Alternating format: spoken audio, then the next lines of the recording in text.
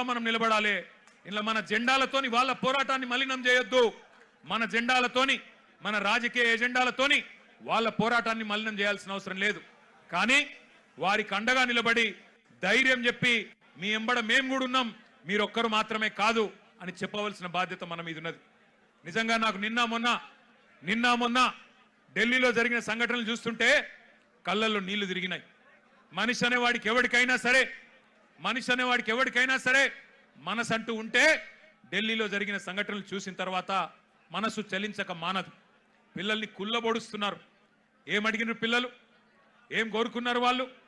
మోడీ గారు కూర్చున్న కుర్చీ అడిగినరా? లేకపోతే అమిత్ షా గారు కూర్చున్న కుర్చీ అడిగినరా? లేదా ధర్మేంద్ర ప్రధాన్ గారు కుర్చీ మాకు ఈమని అడిగినరా? ఏమడిగినరు? అధికారం అడిగినరా? లేదా మాకు అర్జెంటుగా మీరు రాజీనామా చేసి మాకు అప్పచెప్పండి మీ ప్రభుత్వాన్ని అన్నారా? ఏమడుగుతున్నారు?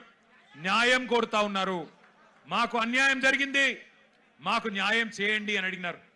విజ్ఞప్తులు చేశారు, వినతి పత్రాలు ఇచ్చినారు, దండం పెట్టారు, దరఖాస్తులు ఇచ్చినారు. చివరికి సోనం వాంగ్చుక్ గారు నిరాహార దీక్ష కూర్చున్నారు. ప్రజాస్వామికంగా గాంధేయ మార్గంలో మహాత్మా గాంధీ గారు చూపెట్టిన బాటలో చివరికి నిరాహార దీక్షకు జంతర్ మంతర్ దగ్గర కూర్చున్నాడు. ఎట్లా అయితే పెద్దలు కేసీఆర్ గారు ఆనాడు తెలంగాణ కోసం చావు నోట్లో తలబెట్టిండో అట్లాగే ఈ పిల్లలకు న్యాయం జరగాలి, ఈ పిల్లలకు జరిగిన అన్యాయం సరిదిద్దాల కేంద్ర ప్రభుత్వం, అకౌంటబిలిటీ రావాలి, జవాబుదారితనం ఉండాలి సిస్టంలా. అదేవిధంగా విద్యా విధానంలోనే సంస్కరణలు రావాలి, రిఫార్మ్స్ రావాలని చెప్పి సోనం వాంగ్చుక్ గారు నిరాహార దీక్ష కూర్చుంటే ఒక్క మీడియా సంస్థ చూపెట్టదు, ఒక్క మీడియా ఓడు రాడు. భయం. ఏం చేస్తారో, ఎక్కడ ఐటీ దాడులు చేస్తారో, ఎక్కడ సిబిఐని పంపిస్తారో, ఎక్కడ ఈడీని పంపిస్తారో, ఎక్కడ తమ వేట కుక్కలను పంపి ఇబ్బంది పెడతారో అని భయం. మీడియా రాలే.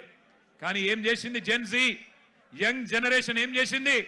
ఏ మీడియా గిడియా జాంతా నై, మా సోషల్ మీడియా ఉంది చాలు అని చెప్పి ఇవాళ దేశం మొత్తాన్ని కదిలిచ్చింది. అందుకే అంటా ఉన్న మోడీ గారు, మీరు పెట్టుకోకూడనలతో పెట్టుకున్నారు. ఎవరితోనైతే పెట్టుకోవద్దో వాళ్ళతోనే పెట్టుకున్నావు. నువ్వు కొరివితో తలగొక్కున్నావు. మోడీ గారు జాగ్రత్త పడు. తరం మారుతున్నది, స్వరం మారుతున్నది, నవతరం వరస మారుతున్నది. రాజ్యమా ఉలిక్కి పడు, గుర్తుపెట్టుకో, జాగ్రత్తగా ఉండు.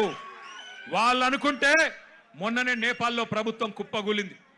ఈ పిల్లలు తలుచుకుంటే శ్రీలంకలో బగాయించి అక్కడ ఉన్నోళ్లను ఉరికిచ్చి దేశమవతల దాకా పోయేదాకా విడిచిపెట్టలేదు.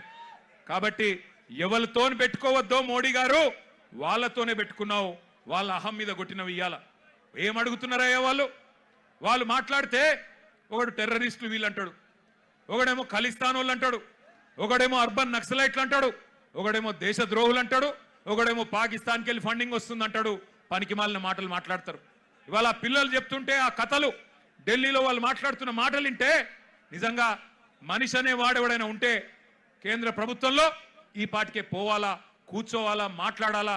వాళ్ళ దగ్గర ఏమి డిమాండ్స్ ఉన్నాయో పిలిచి మాట్లాడి బుదిరెక్కించి అట్లా కాదమ్మా ఇట్లా అని చెప్పి సంజాయించి ఎట్లా బాగు చేస్తాం దేశాన్ని చెప్పాలా.